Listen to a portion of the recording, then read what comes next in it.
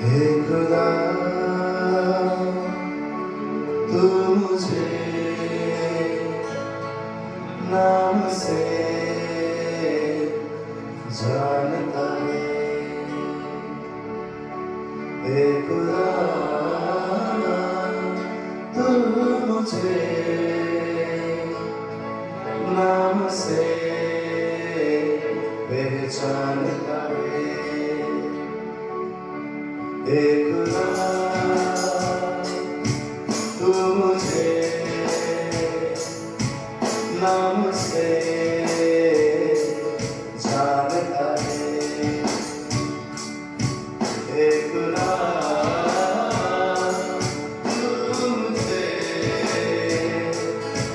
नाम से पहचानता है। तेरे हाथों पर मेरा नाम तूने लिखा है, मेरे बातों को भी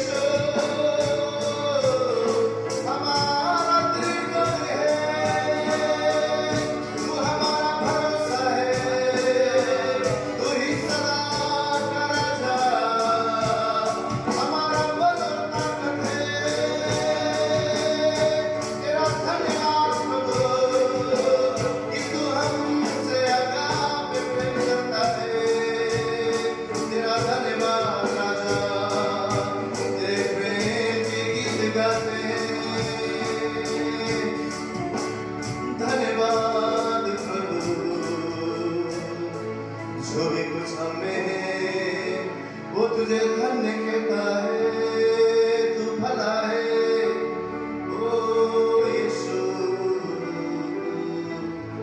तू सदा भला है। तेरे हाथों पर मेरा नाम तूने लिखा है, और मेरे बालों को भी तूने गिना है। हे खुदा, तू मुझे नाम से जानता है।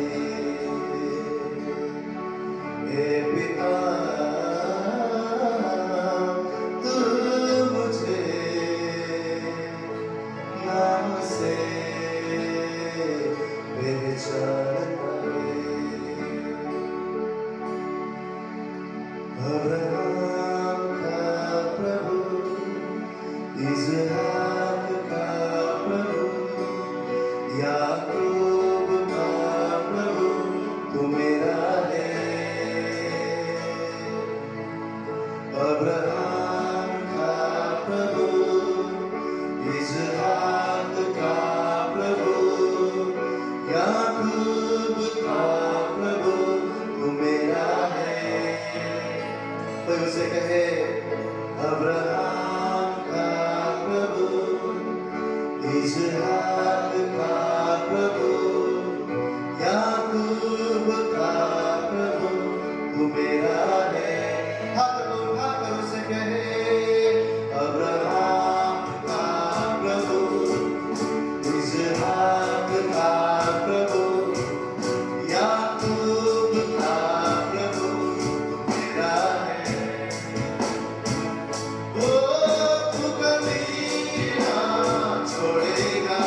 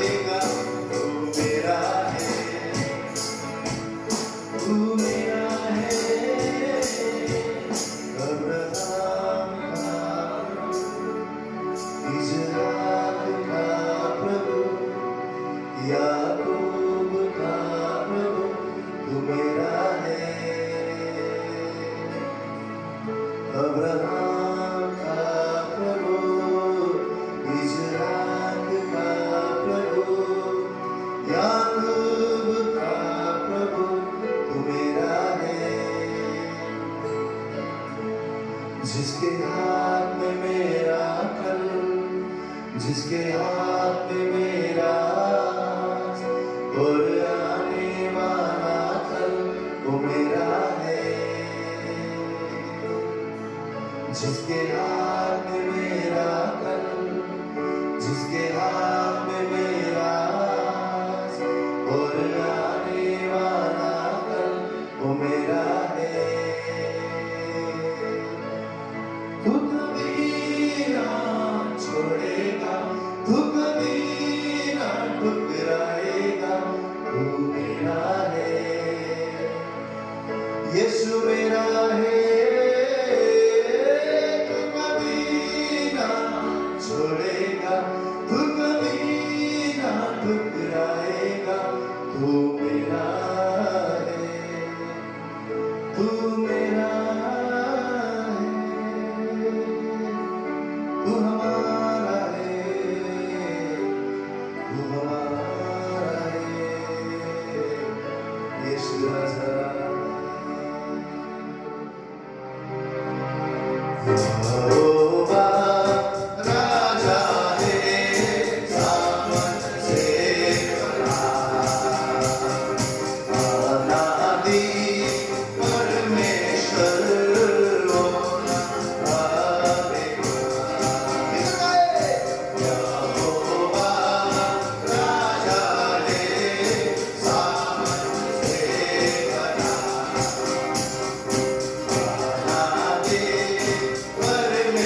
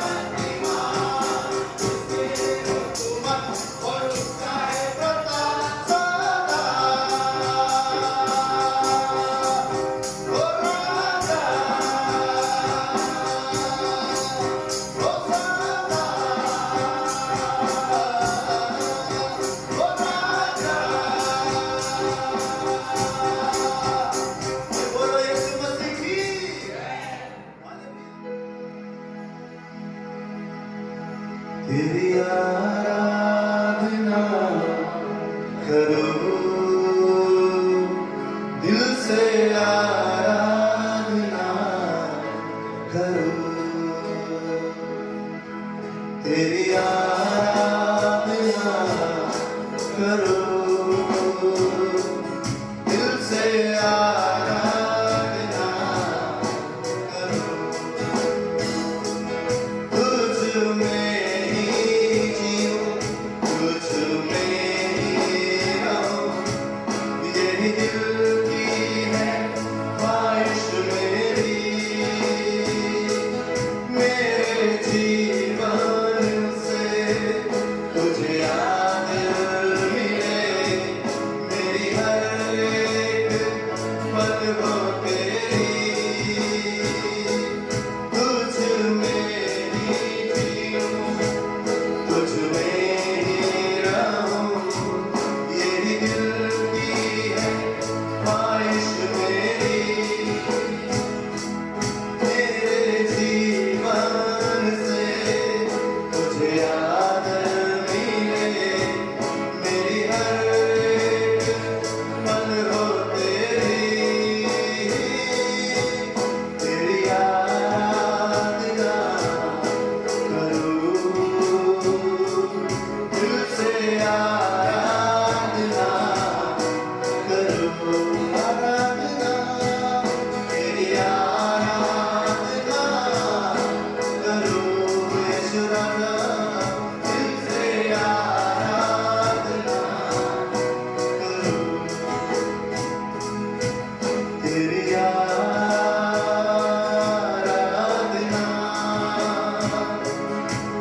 तेरी आराधना,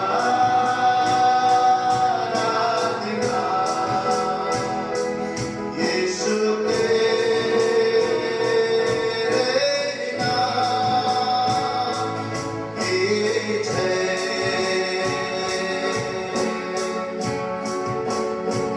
हो तेरी आराधना, हो तेरी आराधना, तेरी आराधना, यीशुआ,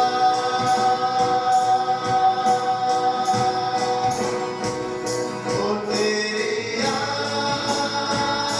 आराधना, हो तेरी आराधना,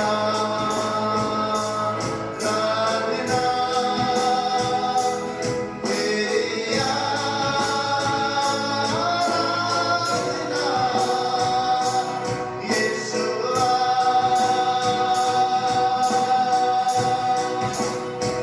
वो पूरे दिल से, पूरे मन से, आत्मा से, सच्चाई से, पूरे दिल से, पूरे मन से, आत्मा से, सच्चाई से, पूरे दिल से, पूरे मन से, आत्मा से, सच्चाई से, पूरे दिल से, पूरे मन से, आत्मा से, सच्चाई से, तेरी आराधना करूं, दिल से आराधना करूं, तेरी आराधना करूं, दिल से आराधना करूं, दिल से आराधना करूं, दिल से आराधना करूं, तुझ में ही जीऊं, तुझ में ही रहूं, यही दिल की है ख्वाहिश मेरी, मेरे जीवन से तुझे आदर मिले, मेरी हर एक पल हो तेरी, तुझ में ही जीऊं, तुझ में ही रहूं, यही दिल की है ख्वाहिश मेरी,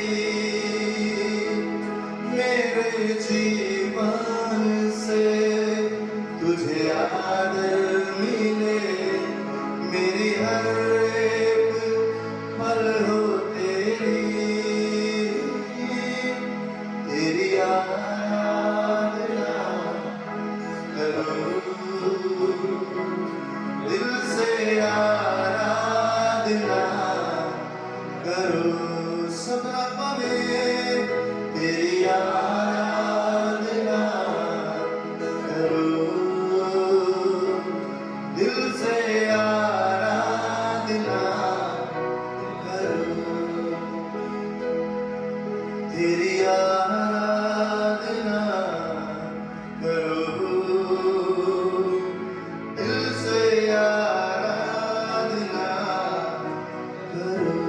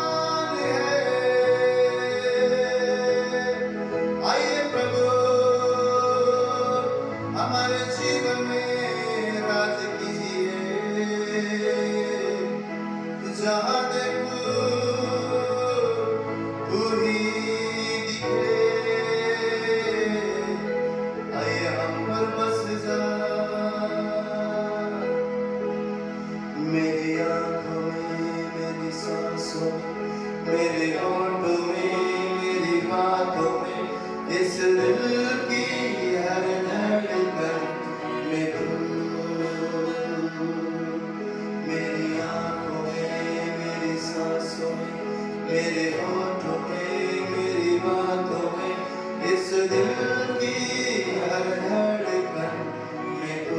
सब हाथ उठा कर उसे करे। मेरी आंखों में, मेरी सांसों में, मेरी होठों में, मेरी बातों में, इस दिल की हर धड़कन मेरी कथा हो। मेरी आंखों में, मेरी सांसों में, मेरी होठों में, मेरी बातों में, इस दिल की हर धड़कन। सदों से कहे। मेरी आंखों में, मेरी सांसों में, मेरे होठों में, मेरी बातों में, इस दिल की हर धड़कन में तू। यीशु मेरी आंखों में, मेरी सांसों में, मेरे होठों में, मेरी बातों में, इस दिल की हर धड़कन में तू। इस दिल की हर धड़कन में तू। इस दिल की हर धड़कन में तू।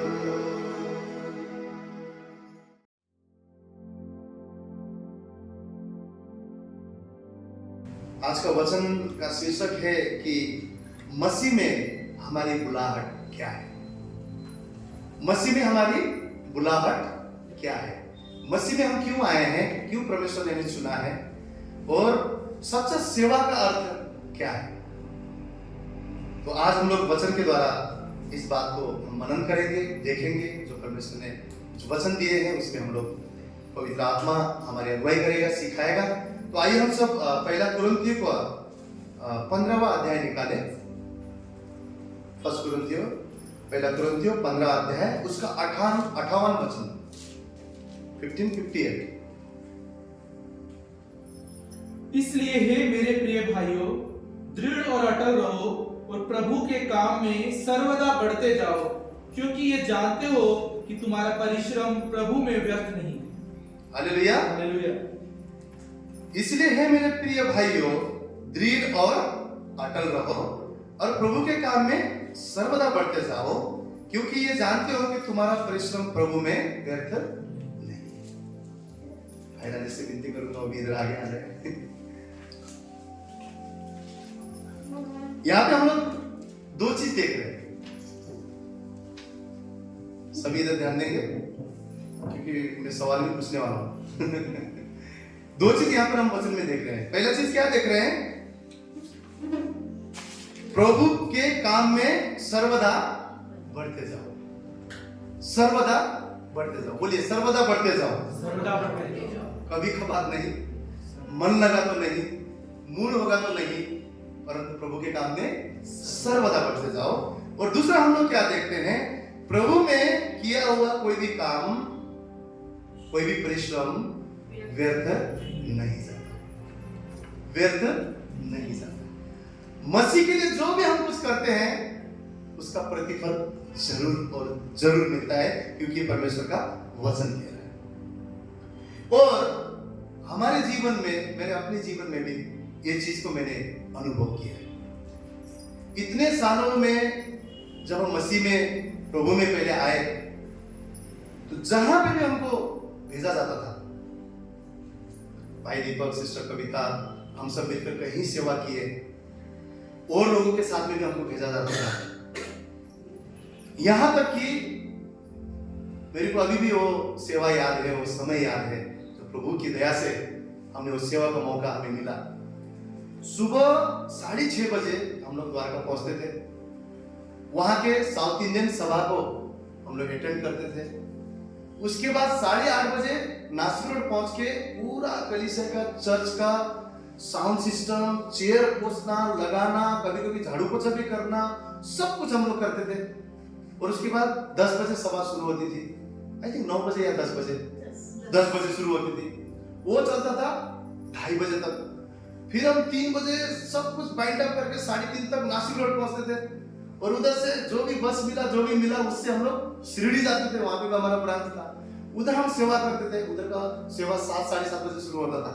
रात को 10 बजे उधर खत्म होता था, फिर वहां से आते थे रात को, बीट को पहुंचते पहुंचते हमको 11, 11:30, 12, 12:30 बजता था। और मैं एक गवाही देता हूँ, अपनी बढ़ाई नहीं कर रहा हूँ, लेकिन मैं प्रभु का वचन कितना सच्चे होगा था। कभी कभी नासिक रोड पहुंचने के बाद में मेरे जेब में पैसे नहीं रहते थे, क्योंकि मैं रहता था गंगापुर रोड में।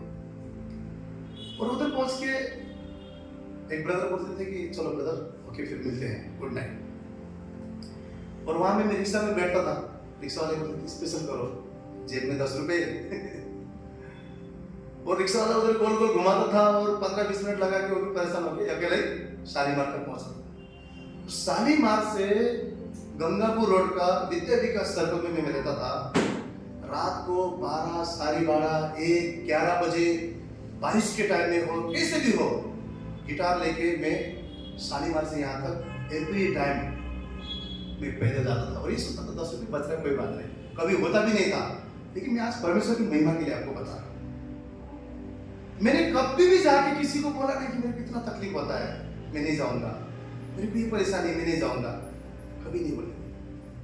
सुबह हम लोग नाश्ता जो भी मिलता था करते थे, दोपहर में एक वड़ा पाव खा के हम सीढ़ी भी गए, परमेश्वर के काम किए, पर कभी हमने किसी को बताया नहीं। परंतु परमेश्वर का वचन क्या कहता है, एक गिलास पानी भी अगर हम यीशु मसीह के नाम से उनके चेला समझकर, उनके लोग समझकर किसी को भी एक गिलास पानी भी देते हैं ना, बाइबल कहता है उसमें भी बरकत है, उसमें भी आशीष है। और परमेश्वर अपने ऊपर कभी भी कोई कर्जा नहीं रखता है।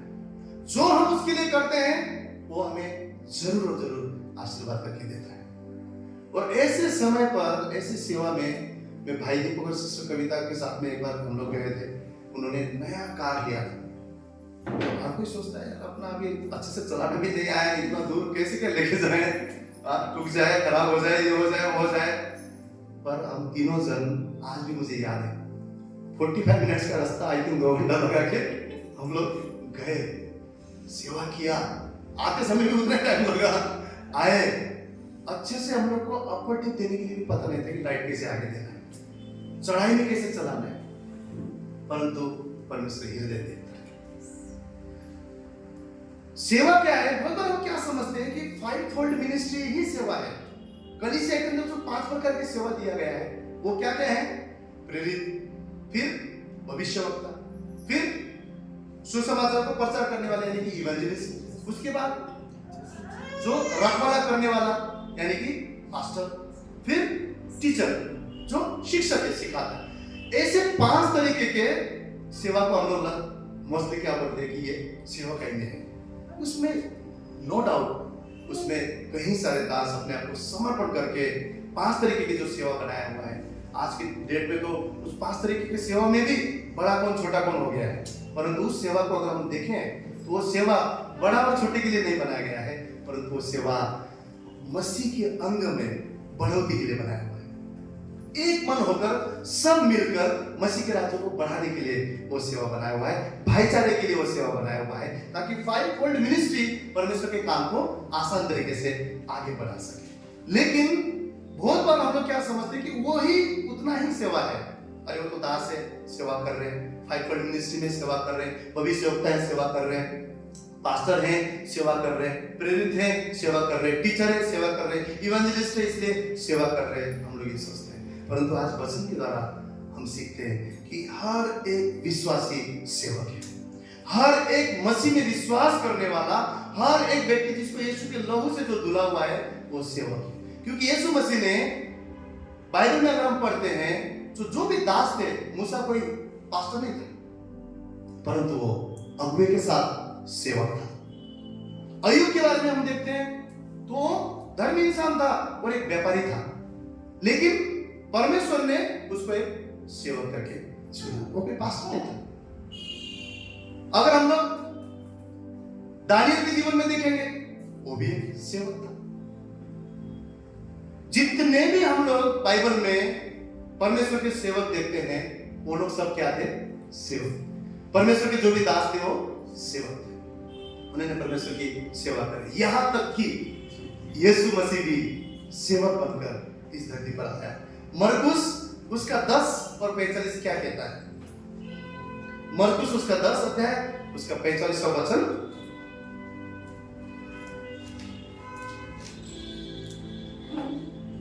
क्योंकि मनुष्य का पुत्र इसलिए नहीं आया कि उसकी सेवा टहल की जाए, पर इसलिए आया कि आप सेवा टहल करें और बहुतों की छुड़ौती के लिए अपना प्राण दें। हालेलुया। मनुष्य का पुत्र इसलिए नहीं आया कि उसकी सेवा लोग करें, परंतु क्यों आया? मनुष्य का पुत्र इसलिए आया कि वो दूसरे की सेवा कर सके। और यही सेवा के लिए परमेश्वर ने आप और मुझे चुना हुआ है। सेवक आप और मैं, हर एक विश्वासी, हमको जानना है हम मसीह के सेवक हैं।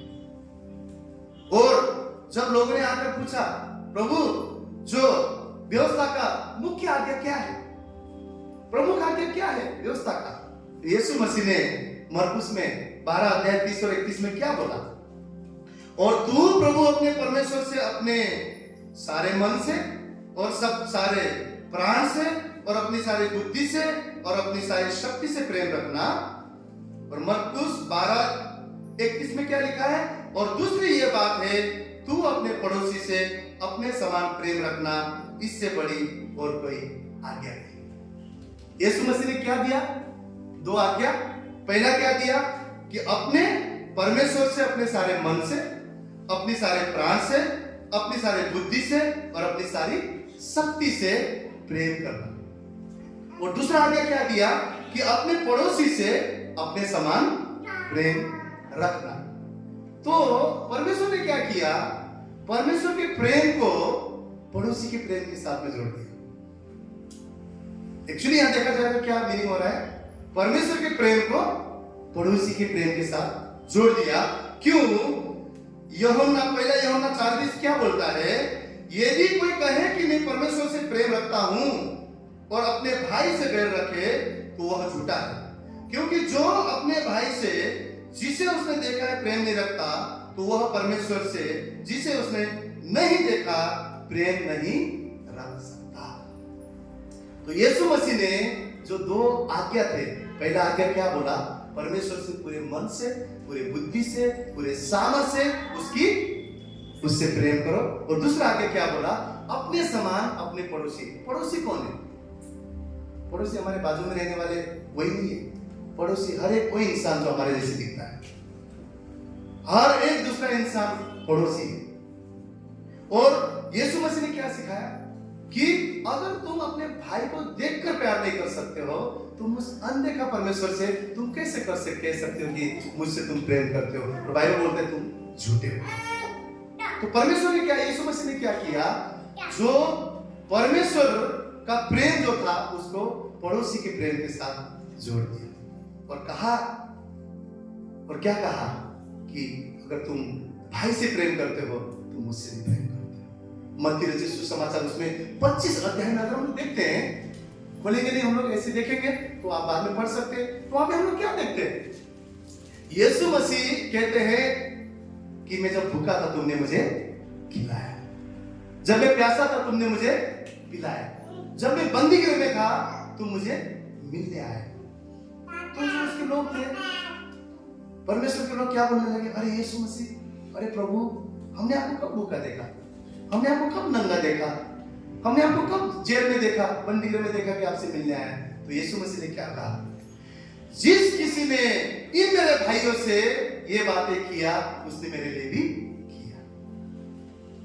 जिस किसी ने इन भाइयों, छोटे छोटे भाइयों के साथ में किया उसने मेरे साथ भी किया। कई बार हम बोलते हैं प्रभु मैं तुझसे प्रेम करता हूं और अपनी पत्नियों को मारते हैं। कई बार हम बोलते हैं प्रभु मैं तुझसे प्रेम करता हूं और दूसरे को हम डांट करते हैं।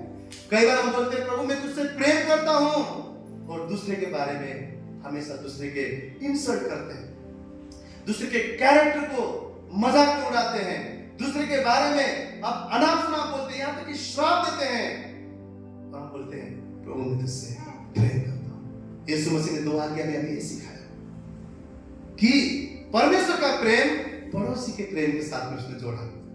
और यीशु मसीह ने कहा जिस किसी ने इन भाइयों के साथ में किया ना उसने मेरे साथ में किया है। बाइबल बोलता है प्रेम एक दूसरे के पाप को ढांपता है, एक मन तभी आएगा जब हमारे बीच में प्रेम रहेगा, परमेश्वर का प्रेम। हम प्रभु मैं तुझसे प्रेम करता हूं बोल के हम किसी मनुष्य को मार नहीं सकते हैं। प्रभु मैं तुझसे प्रेम करता हूं बोल के किसी मनुष्य को श्राप नहीं दे सकते हैं। प्रभु मैं तुझसे प्रेम करता हूं बोल के किसी मनुष्य को नीचा नहीं दिखा सकते हैं। क्यों?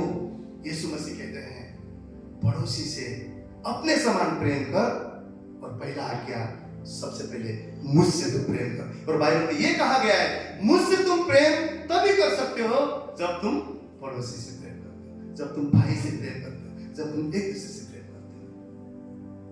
बाइबल कहता है हम स्वर्गदूत के समान बोले क्यों ना बोले, वो हम अन्य भाषा क्यों ना बोले, वो हम बड़े बड़े यीशु के नाम से चमत्कार क्यों ना करे, अरे हजारों लाखों लोग हमारे फॉलोअर्स क्यों ना हो, क्यों ना हमारे पीछे वो चले, परंतु बाइबल बोलता है अगर प्रेम हमारे अंदर नहीं है तो हम झनझनाता हुआ जहाज है, कुछ भी नहीं है, सिर्फ आवाज करेंगे, कुछ भी नहीं है। मसीह की पहचान प्रेम है, मसीह की पहचान दया है, मसीह की पहचान अनुग्रह है। यीशु मसीह आया, पुत्र इसलिए आया ताकि उसका सेवा ना हो परंतु वो सेवा कर सके। और विश्वासी, हर एक विश्वासी, हम सेवा अपने करने के लिए नहीं बुलाया है, हम सेवा दूसरे को करने के लिए आए हैं। हालेलुया। और जब मेरे जीवन में मैंने देखा है इस तरीके की सेवा, कभी कभी पता है रात को खाने को भी घर में खाना भी नहीं रहता था, हम लोग इसे भूखे सोते थे, परंतु कभी किसी बात में सेवा के लिए हमने बिल्कुल नहीं किया। परमेश्वर ने आज एक परिवार ने कितना बरकत और आशीष दिया है, मुझ जैसे इंसान को इस पुलपिट पर खड़ा किया है। सबसे पहले प्रभु ने मुझे क्या दिया? रिक्शा में जाने के लिए मेरे को पैसा नहीं था, भाड़ा नहीं होता था, सबसे पहले मुझे गाड़ी से प्रभु ने आशीष दिया। उस टाइम कुछ भी नहीं होने का, लेकिन एक जज्बा और एक दिल था परमेश्वर की सेवा करना है। परमेश्वर की सेवा केवल कलीसिया के अंदर 5 पॉइंट मिनिस्ट्री नहीं है, परमेश्वर की सेवा आप में जिम्मेवार है। हमारा भवन में दाना पर देना, 10 मांस देना भी सेवा है। हमारे भवन में हाथ बढ़ाकर किसी चीज में हेल्प करना भी सेवा है। कोई हमारे भाई बहन कमी घटी में है, उनका मदद करना वो सेवा है।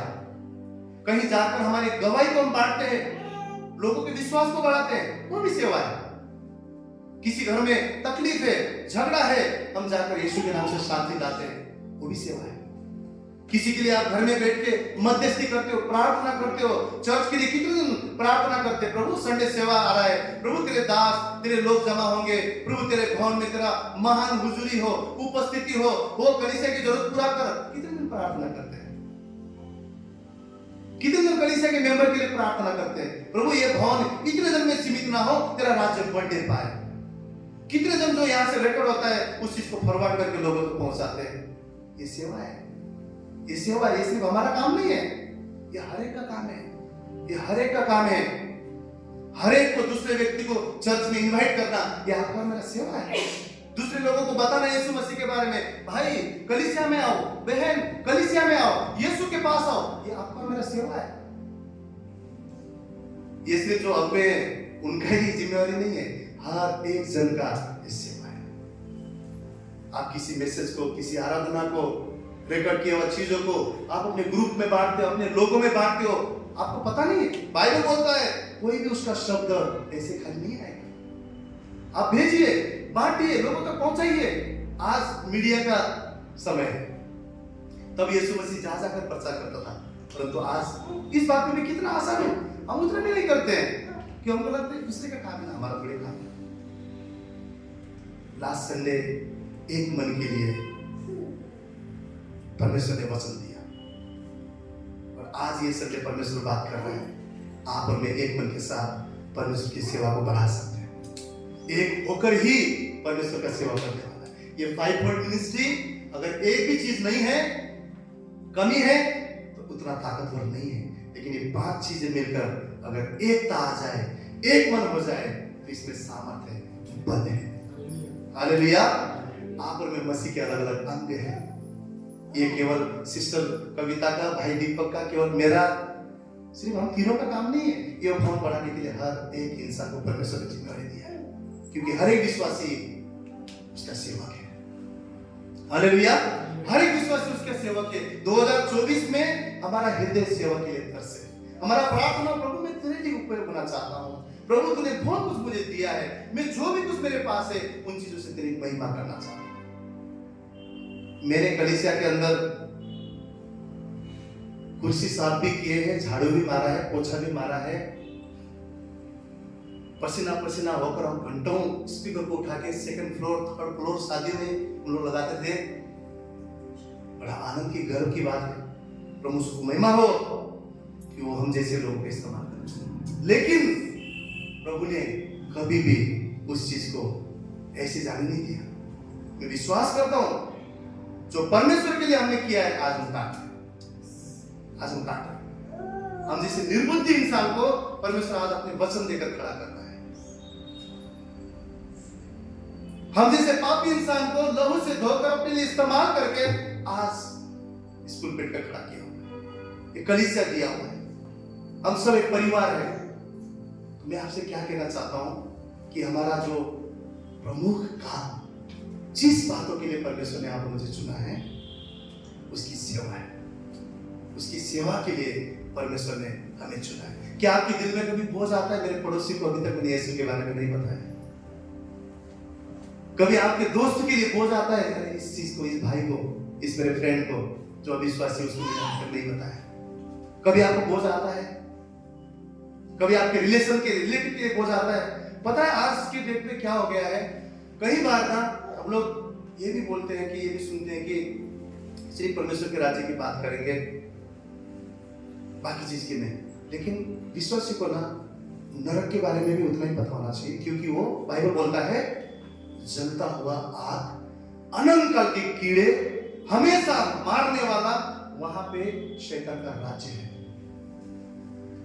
हमें पता होना चाहिए कि ऐसे जगह पर अगर यीशु मसीह पर विश्वास नहीं करेगा तो इंसान उस जगह पर जाने वाला है। और प्रभु ने आपको मुझे जिम्मेदारी दिया है, और ये बर्डन हमारे हृदय में सदा होने पाए कि जो मुझसे जुड़े हुए लोग हैं, क्या मैंने यीशु के बारे में उसको बताया? क्या मैंने उद्धार का सुसमाचार उसके जीवन में दिया है? एक जो सेवक है, जो परमेश्वर के आत्मा के द्वारा चलता है, परमेश्वर से प्रेम करता है, यही बात यहाँ पे बोलने की कोशिश कर रहा है यीशु मसीह कि मुझसे प्रेम करो, मुझसे सारे सामर्थ से, बल से, ताकत से, बुद्धि से, ताकि तुम अपने भाई से भी प्रेम कर सको। पहले क्या बोला? मुझसे करो। जब तक मुझसे नहीं करेंगे, उसके बातों के लिए, हमारे उसके राज्य के लिए बोझ नहीं आएगा, हम उसकी सेवा नहीं कर सकते। और आज इधर जो 2024 में परमेश्वर का राज्य केवल एक जन नहीं बढ़ा सकता है, केवल दो जन नहीं बढ़ा सकता है, पूरा कलीसिया मिलकर बढ़ा सकता है। ये राज्य तभी बढ़ेगा जब हम सब में एक मन होगा। ये राज्य तभी बढ़ेगा जब हम सब जान लेंगे कि परमेश्वर की सेवा ही आपका मेरा आशीष का भाग है। हर एक जन को ये मिलता नहीं है। परमेश्वर ने हम पर चित्त लगाया, माँ के गर्भ से पहले हमें रचा, ताकि हम जो बंधु में हैं लोग, उन्हें यीशु के नाम से छुड़ा सके। हालेलुया। उसके महान नाम को हम लोगों के जीवन में जोड़ सके, इसीलिए परमेश्वर ने आपको और मुझे चुना है। आज हम एक बातें सीखने वाले हैं, वो है दूसरा इतिहास। हर एक जन निकाले दूसरा इतिहास, उसका 26 अध्याय। दूसरा इतिहास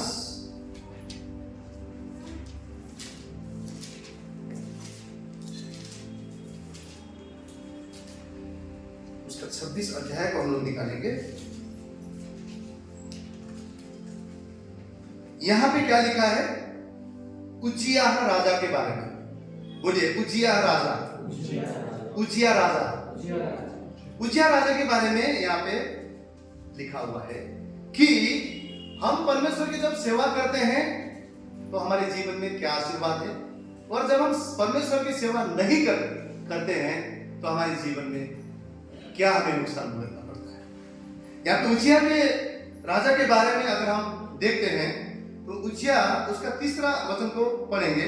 जब उज्जियाह राज्य करने लगा तब वो 16 वर्ष का था और यरूशलेम में 52 वर्ष तक राज्य करता रहा।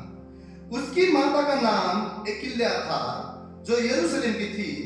जैसे उसका पिता अमस्या किया करता था वैसे ही उसने भी किया, जो यहोवा की दृष्टि में ठीक था। बोलिए, यहोवा की दृष्टि में ठीक था। यहोवा की दृष्टि में ठीक था। जकरिया के दिनों में जो परमेश्वर के दर्शन के विषय समझ रखता था, वह परमेश्वर की खोज में लगा रहता था, और जब तक वह यहोवा की खोज में लगा रहा तब तक परमेश्वर ने उसको सफलता दी। क्या लिखा है? जब तक उजिया राजा परमेश्वर की खोजी में था, परमेश्वर की सेवा में था, परमेश्वर की तरफ अपने जीवन समर्पण था, परमेश्वर के राज्य के लिए, परमेश्वर के नाम के लिए आज्ञाकारी था, अपने पिता के समान यहोवा का बाट जोता था। परमेश्वर ने क्या बोला, तब तक उसके जीवन में क्या था? सफलता था। इसका मतलब क्या है? जब हम अगर परमेश्वर के अधीन नहीं है, जब हम परमेश्वर की सेवा में नहीं है, परमेश्वर के बुलाहट को हम नहीं समझेंगे, परमेश्वर का हुजूरी और आशीष हमारे साथ नहीं है। हो सकता है हम इस संसारिक तरीके से बढ़ सके, हमारे पास अच्छा नाम हो, अच्छा पैसा हो, सब कुछ हो सकता है, परंतु परमेश्वर का आशीर्वाद नहीं है। क्यों? यहाँ पे क्या लिखा हुआ है? जब तक यहोवा की खोज में वो लगा रहा तब तक परमेश्वर ने उसको सफलता दी। आपका और मेरा जीवन का सफलता क्या है? परमेश्वर की खोजी करना। आपके और मेरे जीवन का सफलता कहाँ पे है? यहोवा की बात जोना, उसकी इच्छा पर चलना, उसकी मर्जी पर चलना, उसकी सेवा करना। यीशु मसीह सेवक बनकर आए और उसकी इच्छा है कि आप और मैं उसके राज्य को बढ़ाने वाले सेवक बने। और वो कैसे मुमकिन है? जब हम परमेश्वर को पूरे मन से प्रेम करते हुए अपने भाई को भी प्रेम करना सीखे, अपने पड़ोसी को भी प्रेम करना सीखे। और यीशु मसीह ने क्या बोला? इन सब से तुमने जो किया वो मेरे साथ किया। और प्रेम के बिना परमेश्वर का राज्य कुछ भी नहीं, हमारी सेवा कुछ भी नहीं, हमारा अन्य भाषा कुछ नहीं है, हमारा प्रीचिंग कुछ नहीं है, हमारा जीवन की कोई भी बातें परमेश्वर के प्रेम के बिना अधूरा है। और यहां पर उस उजिया राजा को क्या सफलता परमेश्वर ने दिया वो भी हम पढ़ेंगे। तब उसने जाकर फलिस्तियों से युद्ध किया और गत, यमने और अश्दोद की सरपनाह गिरा और अश्दोद के आसपास और फलिस्तियों के बीच में नगर बसाए। परमेश्वर ने फलिस्तियों और गुरबालावसी, अरबियों और मुनियों के विरुद्ध उसकी सहायता की। अम्मोनी उजिया को भेंट देने लगा, वरन उसकी कीर्ति अर्थात उजिया की कीर्ति मिस्र की सीमा तक फैल गई, क्योंकि वह अत्यंत सामर्थी हो गया। हालेलुया! वो अत्यंत सामर्थी हो गया। और आज आगे क्या लिखा है? क्योंकि वो अत्यंत सामर्थी हो गया, फिर उजिया ने यरूशलेम के कोने फाटक और तराई के फाटक और शहरपनाह के मोड़ पर गुम्मट बनवाकर दृढ़ किया। उसके पास बहुत से जानवर थे। उस समय में जो जानवर वाले लोग थे वो बहुत ही श्रीमंत और धनी लोग थे, वही बता रहे हैं यहाँ पे। इसलिए उसने जंगल में और नीचे देश और चौरस देश में गुम्मट बनवाए और बहुत से हौद खुदवाए, और पहाड़ों और करमेल में उसके किसान और दाख की बारियां की मालिक थे, क्योंकि वो खेती किसान करने वाला था। फिर उजिया के योद्धाओं की एक सेना थी, जिनकी गिनती यीएल मुंशी और मासेयाह सरदार हनन्याह नामक राजा के एक हाकिम की आज्ञा से करते थे, और उसके अनुसार वो दल बांधकर लड़ने को जाती थी। पितरों के घरानों के मुख्य मुख्य पुरुष जो शूरवीर थे, उनकी पूरी गिनती 2600 थी। उनके अधिकार में 3,7,500 की एक बड़ी सेना थी, जो शत्रु के विरुद्ध राजा की सहायता करने को बड़े बल से युद्ध करने वाले लोग थे। 3 लाख कितना बोला? कोई बोलेंगे 3 लाख? 7,500। इतने लोग कौन थे? उसके युद्ध लड़ने वाले, उसकी तरफ से सेना थे जो जाके इसके लिए युद्ध करते थे। ओ, इस अध्याय में हम देखते हैं जब हम यहोवा की खोजी करते हैं, परमेश्वर ने हर तरीके से उसको आशीष किया होगा। आगे हम क्या देखते हैं? फिर उसने यरूशलेम में गुम्मट और कुंगरों पर रखने को चतुर पुरुषों के निकाले हुए यंत्र भी बनवाए, जिनके द्वारा तीर और बड़े बड़े पत्थर फेंके जाते थे। यंत्र भी बनाया उसने लड़ाई के लिए, युद्ध के लिए। उसकी कीर्ति दूर दूर तक फैल गई, क्योंकि उसे अद्भुत सहायता यहाँ तक मिली कि वो सामर्थी हो गया। बोलिए, वो सामर्थी हो गया। वो क्या हुआ? सामर्थी हुआ। क्यों हुआ? यहोवा की उसने सेवा किया। क्यों सामर्थ्य हुआ? परमेश्वर की उसने सेवा किया, खोज किया, निरंतर उसकी ओर देखता रहा। हर एक बात जो परमेश्वर ने बोला वो उसने किया। और उस जगह पर इतना कीर्ति मतलब इतना नाम उसका फैल गया। उज्जियाह का नाम हर एक जन जाने, वो दूसरे देश तक उसके बारे में लोगों को पता चला। इतना वो सामर्थ्य, ऐसा ऐसा यंत्र उसने बनाया है। इतने लाखों की संख्या में उसके पास लड़ाई लड़ने वाले सैनिक हैं। जो खेती किसानियों करता था उसमें बरकत था, आशीष था। जो जानवर थे इतने ज्यादा परमेश्वर ने उसको, यहाँ पर परमेश्वर सिखाता है जब हमारा मुख, जब हमारी आंखें, जब हमारी नजर उस परमेश्वर की और उसकी सेवा की ओर, उसकी बातों की ओर जब रहता है, उसकी आज्ञाओं की ओर जो रहता है, परमेश्वर ने तब तक उसको आशीर्वाद किया। जब तक उसने उसकी ओर हाथ लगाया तब तक आशीर्वाद किया। परंतु जब सामर्थ आता है ना, इंसान में घमंड आता है। और 2 हफ्ते से परमेश्वर निरंतर नम्रता के बारे में हमको सिखा, एक मन के लिए हमें सिखा। जब सामर्थ आता है तब इंसान घमंडी हो जाता है। जब परमेश्वर का आशीष आता है हमारा मन फूल जाता है। मैं तो कुछ तो हूं इसलिए आशीर्वाद है, मैं बुद्धिमान हूं इसलिए मेरे पास बरकत है, वो मैं ताकतवर हूं इसलिए हम हष्ट-पुष्ट हैं, वो कोई भी तकलीफ नहीं है, कोई बीमारी नहीं है, एकदम परिवार फिट है, परिवार पूरा अच्छे से चल रहा है, काम धंधा अच्छे से चल रहा है, सब कुछ अच्छे से चल रहा है, बुद्धिमान हूं, ताकत है, बल है, पैसा है। जब यहोवा आशीर्वाद करता है हमें नम्र होने की जरूरत है, सदा उसके हाथों के नीचे नम्र रहने की जरूरत है। और उज्जियाह राजा के जीवन में जब सामर्थ आया, आगे लिखा है 16वां वचन में, परंतु जब वो सामर्थी हो गया तब उसका मन फूल उठा। उसका मन क्या हुआ? फूल उठा। वो सोचने लगा बाबा अभी मैं सब कुछ हूं, मैं सब कुछ हूं। और उसने बहुत बड़ा एक गलती किया। क्या गलती किया हम पढ़ेंगे। और उसने बिगड़कर, देखिए जब मन फूलता है तो इंसान बिगड़ जाता है, बिगड़कर अपने परमेश्वर यहोवा को विश्वासघात किया, अर्थात वह धूप की वेदी पर धूप जलाने को यहोवा के मंदिर में घुस गया। पर अजर्याह याजक उसके बाद भीतर गया और उसके संग यहोवा के 80 याजक भी जो वीर थे गए। उन्होंने उज्जियाह राजा का सामना करके उससे कहा, हे उज्जियाह, यहोवा के लिए धूप जलाना तेरा काम नहीं, हारून की संतान अर्थात उन याजकों ही का काम है जो धूप जलाने के लिए पवित्र किए गए हैं। यहोवा को धूप जलाने का काम किसको दिया हुआ था? उन याजकों को जो हारून के वंशवाली से थे। और उज्जियाह को परमेश्वर के भवन में जाकर धूप जलाने के लिए अनुमति नहीं था, परंतु जब उसके अंदर घमंड आया, जब अपने आप को फूल गया हो, तो उसने क्या किया?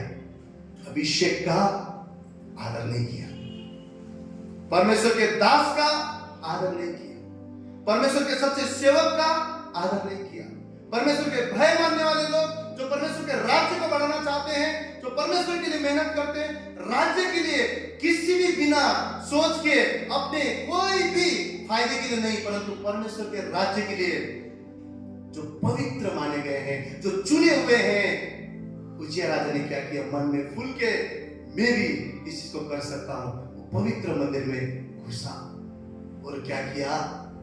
जिन लोगों को परमेश्वर ने चुना था उनको हटाकर वो स्वयं वहां पर याजक बन के परमेश्वर को धूप देने लगा। किस कारण? घमंड के कारण, अहंकार के कारण। लेकिन आगे हम क्या देखते हैं 19 वचन में, तब उज्जियाह धूप जलाने को धूपदान हाथ में लिए हुए झुंझल उठा, क्योंकि इन लोगों ने क्या किया? उसको वहां से निकलने को कहा। 80 जो याजक थे उन्होंने क्या बोला? यहां से निकलो, क्योंकि ये तुम्हारा काम नहीं है।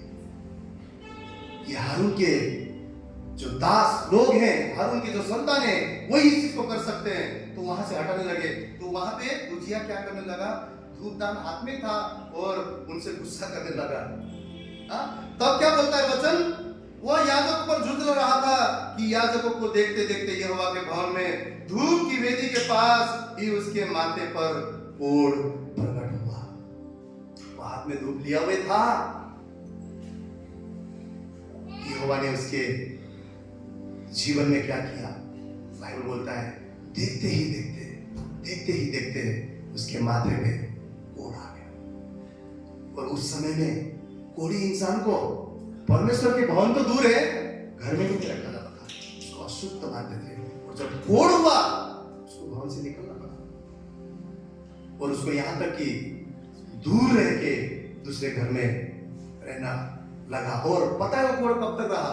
जब तक वो उसका मृत्यु नहीं हुआ तब तक वो उसके जीवन में उसके माथे पे कोढ़ रहा। कई बार हम सेवा को मजाक समझते हैं, सेवा को हम लोग कुछ भी नहीं समझते हैं। हम लोग सोचते ठीक है ना, ठीक है, कोई बात नहीं, परमेश्वर दयालु है, परमेश्वर कृपालु है। जरूर परमेश्वर का अनुग्रह है, लेकिन परमेश्वर में चेतावनी भी देता है। परमेश्वर में बताता भी है कि जब जब हम उसके तरफ अपनी नजर लगेंगे, जब जब हम उसकी सेवा करते रहेंगे, जब जब हम उसकी बातों को मानेंगे, जब जब हम उसकी बात जोड़ते रहेंगे, जब तक हमारी दृष्टि परमेश्वर की ओर रहेगा, जब जब हम उसके कार्य को करते रहेंगे, यहोवा परमेश्वर बोलता है तब तक ही तुझे आशीर्वाद। 2024 में हमारे हृदय परमेश्वर बढ़ाता है और हमें ऊंचाई पर लेकर जाएगा, लेकिन कभी भी हमारा मन ना भूलने पाए, कभी भी हमारा जीवन घमंड से ना भर जाए, कभी भी हम उसकी सेवा करना, जो कार्य उसने दिया है उसे छोड़कर दूसरे कार्य हम घमंड के कारण करने लग जाए।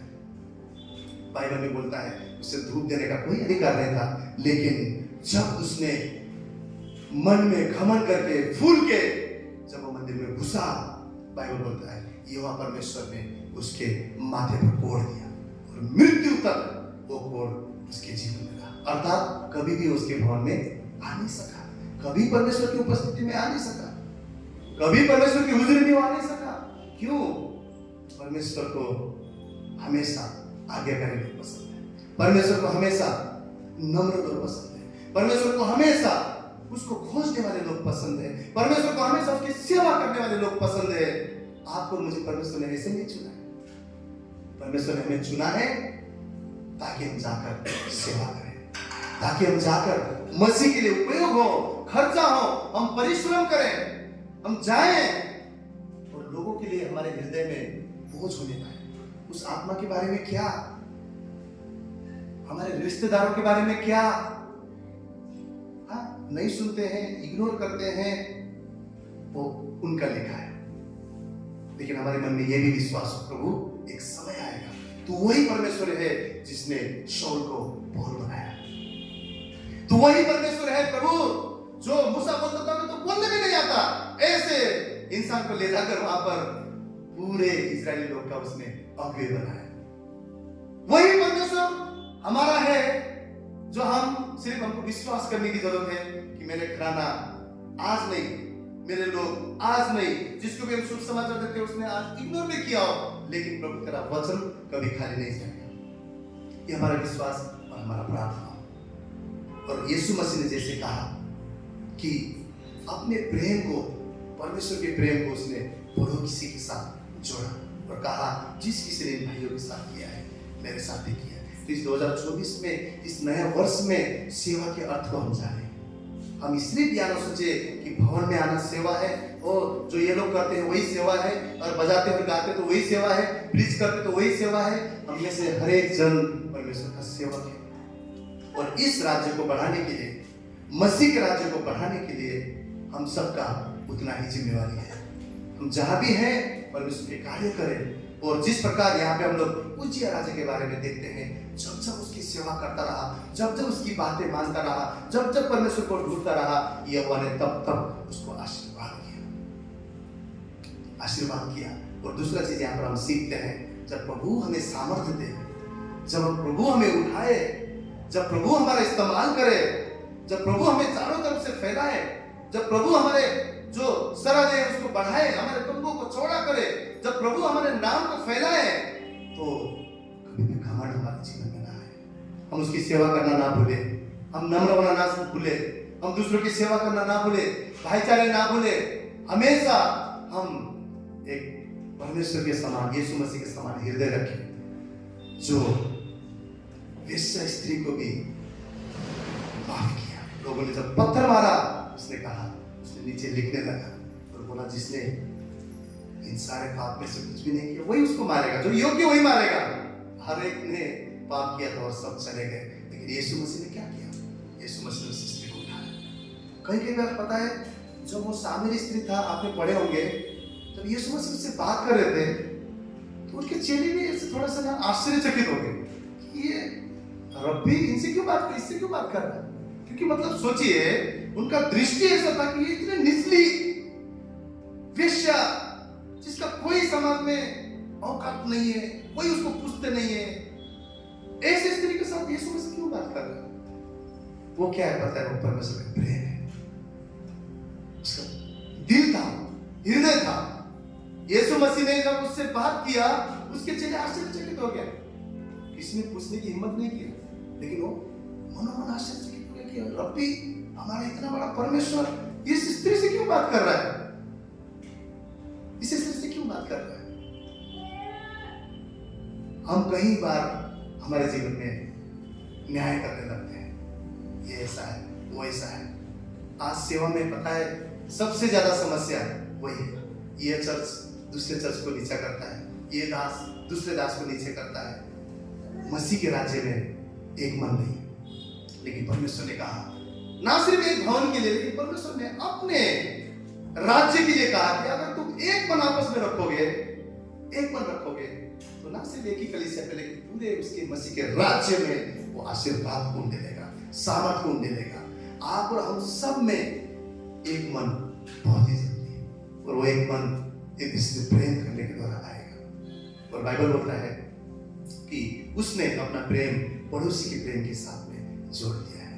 ये 2024 आप और मैं दूसरों के हित के बारे में सोचने वाले लोग बन सके, आप और मैं मसीह के राज्य को फैलाने वाले लोग बन सके, मसीह के सेवक बन सके। सच्चाई में जो भी प्रभु ने कार्य आप और मेरे जीवन में किया है, उसे हम बांटने वाले बन सके, ताकि 2024 में परमेश्वर का वचन कहता है, बुद्धिमान मनुष्य वो है जो आत्मा को जीतता है। 2024 आप और मेरा आत्मा को जीतने का साल है।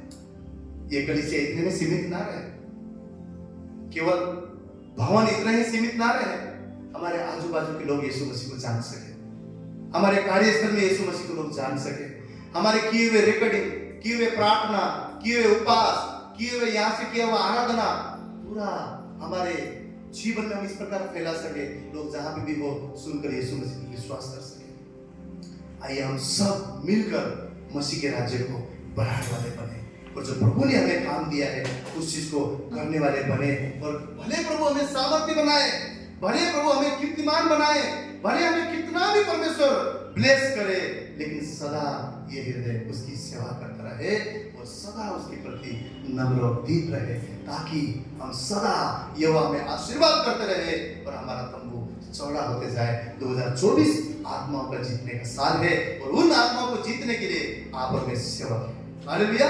आप और मैं उसके राज्य के कार्य करने वाले लोग हैं। 2024 में मैं प्रार्थना करता हूँ, आप और मुझे प्रभु ऐसा बुद्धि दे कि हम आत्माओं को कट नहीं करने वाले लोग बन सके। आइए प्रभु के लिए जोरदार ताली बजाएं।